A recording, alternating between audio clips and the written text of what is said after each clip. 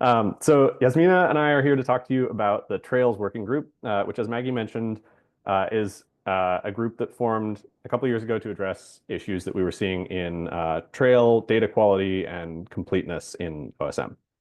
Um, so what is the Trails Working Group? It's a collaboration that we started at OSM US between the OSM mapping community, land managers at the federal level, state level, local level, and also companies that use OSM trail data. We started in late 2021 and we've been meeting monthly. And our goal is really to improve the accuracy and completeness of OSM trail data. And the reason that all of these stakeholders care about making OSM trail data really good is that it turns out that OSM trail data is used in tons of places. Like outdoor navigation apps have become extremely popular in the outdoor recreation community as a way to navigate in the backcountry. And all of these apps use OSM trail data. So it's really important that that data be accurate because people are depending on it to navigate in the outdoors. Um, Here's an example of the kinds of things that we're looking at, the kind of outcomes that we want to see, and that the coalition has been working towards and collaborating on. So this is a alpine lake ecosystem where there was a densely spiderwebbed trail network, and the status quo a couple of years ago in OpenStreetMap was that there weren't any tags to indicate which trails were official and which trails were social trails, side trails, and maps couldn't display a very good map to users that showed them where they should stay. Like land managers prefer if people stay on the official trails because it reduces the erosion and ecosystem damage of the proliferation of this dense braided trail network. But without a good map that tells you where the official trail is, it's really hard to stay on the official trail. So we've done some pilot projects to add that kind of information to OpenStreetMap, adding operator tags to the official trails to say who maintains this trail, and adding informal equals yes to the unofficial trails. And then we've worked with renderers that use that data to make sure that they're showing those differences in their map. And the result is a better map that helps people stay on trails that are built for that level of traffic and avoid damaging the places that they're out in nature to visit and see and help preserve them. Um, so that's the kind of thing we do. I'm going to hand it over to Yasmina, who's a GIS analyst at the Nevada Division of Outdoor Recreation, and she's a participant in the Trails Working Group. And she's going to talk a little bit about what her job entails and how it intersects with OpenStreetMap. And then I'll be back at the end to talk about how you can get involved. Thank you, Jake. Hi, everyone. Thank you so much for having me. My name's Jasmina Sekanovich, and I am the GIS analyst for the Nevada Division of Outdoor Recreation. I have been involved in the Trails Working Group for probably 2 months, so I'm very new to this, but still very excited to be part of this project. Before I kind of talk about what we do in Nevada and why we've chosen to partner with OSM, just a little bit about my background. As I mentioned, I'm with the state agency, and I have been working in GIS since about 2019 and started as a GIS field tech. That first photo is me on my first day of my GIS tech job, blissfully unaware of the amazing adventures that I was about to embark on. I've been mapping in Nevada since about 2021 and have really created my career around focusing on recreation mapping for Nevada. We're good.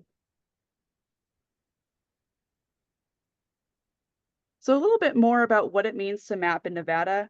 We're a pretty unique state with about 80% of our public lands, or our lands being publicly owned. That is the most public lands in the contiguous United States, Alaska being number one. And that comes with its unique challenges. So it is mostly owned by the Bureau of Land Management, and that requires a travel management plan for most trail data and information to manage trails.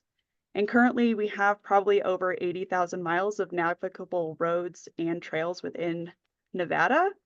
And most of that hasn't been put into a management plan. So the current status quo is motorized recreation on BLM is allowed when you stick to existing roads, washes, and trails. So this is a very unique situation for mapping trails here, and especially when it comes to publicly mapping them and editing them, say, via OSM.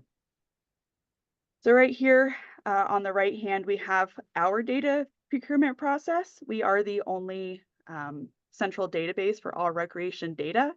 And this is a little bit about how we go through our data cleaning process. I won't go into it too much, but we do gather all of our information from the authoritative data sets, such as federal landowners, other state agencies, and local governments.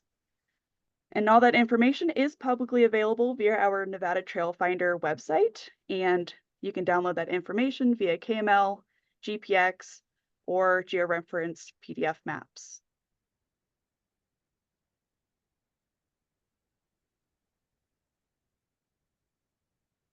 So why OSM? Well, as Jake mentioned, OSM has been able to establish some pretty successful partnerships with some of the top GPS and trail navigating apps.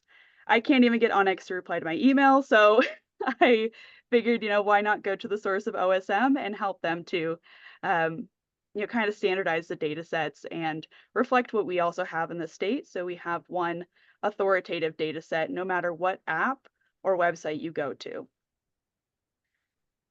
When it comes to creating an authoritative data set like this, we all have the same goal, and that's to get people outside and provide them with the most accurate information to make the most informed decision.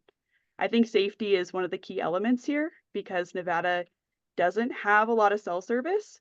So having the right information and knowing how to get out of a situation, say if you get a flat tire or anything like that, is key. So if you are a volunteer mapper here and you do some trail editing for the state of Nevada, we thank you for your diligence and appreciate all the hard work that you guys have put in. Each state and jurisdiction has their own rules of recreation, so understanding how each state operates will be the most important aspect for accurately mapping these trails, again, for safety. That also includes understanding each state's cultural, ecological, and economical nuances. So again, Nevada is very much a public land state, and there's a lot of different rules and regulations that come with it. So please always feel free to reach out to me if you have any questions about where should you go or what resources should you be looking at.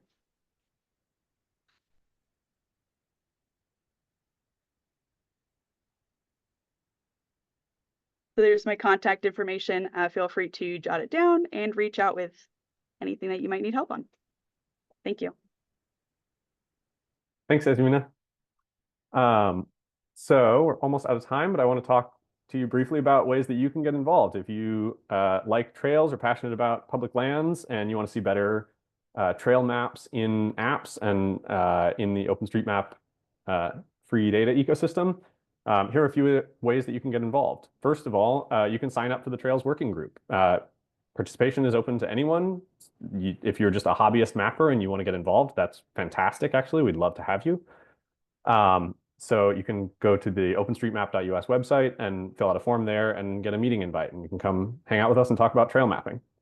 You can also join the Trails channel on the OpenStreetMap US Slack.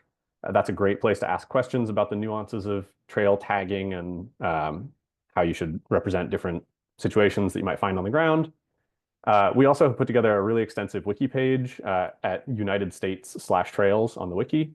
That's a great resource with a big FAQ section about how to tag trails with a lot of examples of the kinds of situations you run into on public lands in the United States. And finally, you can get involved with our current mapping projects. We're doing a lot of data cleanup and improvement projects around the country.